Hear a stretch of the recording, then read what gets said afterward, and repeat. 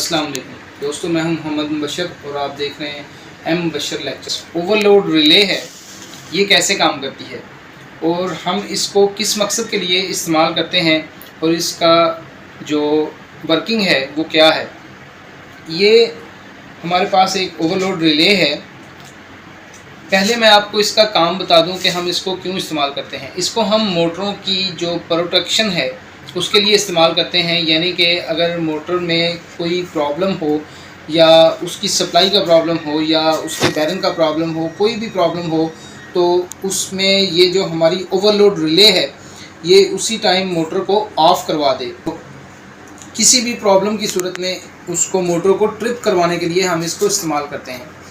इसके जो कनेक्शन हैं वो इसमें ये जो हमारे पास ओवरलोड है इसमें A1 और A2 ये इसकी सप्लाई है।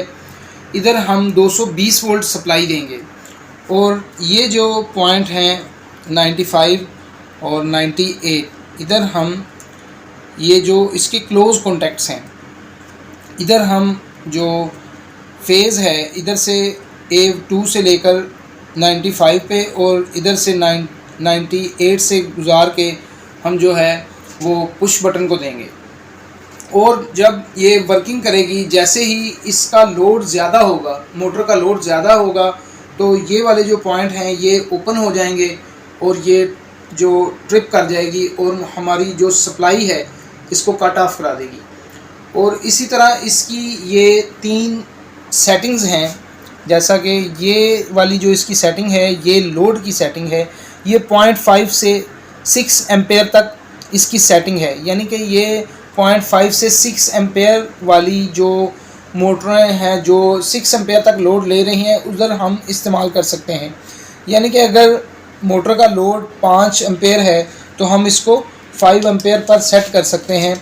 जैसा कि ये आप देख सकते हैं, इसको हम घुमाकर इसकी सेटिंग जो है वो 1, 2, 4, 5, 3 एम्पेयर पर जिस तरह हम लोड के हिसाब से चाहें इसको सेट कर सकते हैं। अगर आपको नज़र आ रहा होगा कि अगर हम इसको ये 4 पॉइंट पर सेट करते हैं, जैसे ही 4 एम्पेयर से ज़्यादा जो लोड है वो इंक्रीज़ करेगा तो ये हमारे ये वाले जो कॉन्टैक्ट्स हैं ये वाले इसको ट्रिप करवा देगी और हमारी जो सप्लाई है वो ऑफ़ हो जाएगी और हमारी मोटर जो है वो बंद हो जाएगी। और इसी तरह ये जो आपको डी टाइम नज़र आ रहा होगा ये दोस्तों डिले टाइम है, इसको हम डिले टाइम कहते हैं।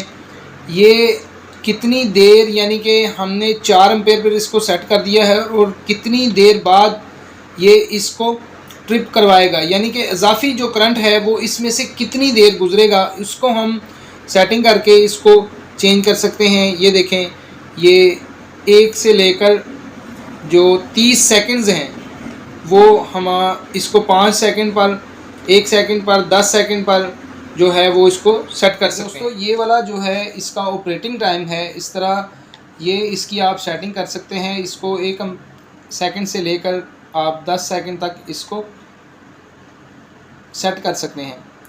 और जिस तरह ये ट्रिप होगी उसी दौरान थोड़ी देर बाद ये ऑपरेट हो जाएगी। जितना टाइम आपने रखा होगा उसके हिसाब से उतना टाइम पूरा करके ये ऑपरेट हो जाएगी। इसके 2 आपको पुश बटन नज़र आ रहे होंगे। ये जो है ये इसको टेस्ट करने के लिए है। जैसे ही आप इसको दबा कर रखेंगे तो थोड़ी देर बाद अगर ये ट्रिप हो जाएगी तो ये ओवरलोड ठीक है। और ये वाला जो बटन है ये इसका रीसेट वाला बटन है, यानी कि इसके ज़रिए से हम इसको रीसेट कर सकते हैं और दोबारा जब इसको रीसेट करके दोबारा जो इसको एक्टिव कर सकते हैं। हम उम्मीद करते हैं दोस्तों कि आपको इसके कनेक्शंस जो हैं वो अच्छे से समझ आ चुके होंगे। और अगर आपको इसके बारे में कोई भी डाउट हो, किसी किस्म का आपके जहन में इसके बारे में कोई क्वेश्चन हो, तो आप हमें कमेंट बॉक्स में पूछ सकते हैं। और इसका जो मेन मकसद है वो यही है कि हम इसको मोटरों की जो प्रोटेक्शन है, यानी कि मोटरों की सेफ्टी के लिए हम इसे इस्तेमाल कर रहे हैं।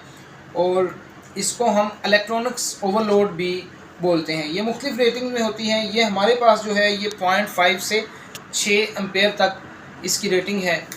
तो उम्मीद करते हैं कि इंशाल्लाह हमारी वीडियो आपको अच्छी लगी होगी। तो दुआओं में याद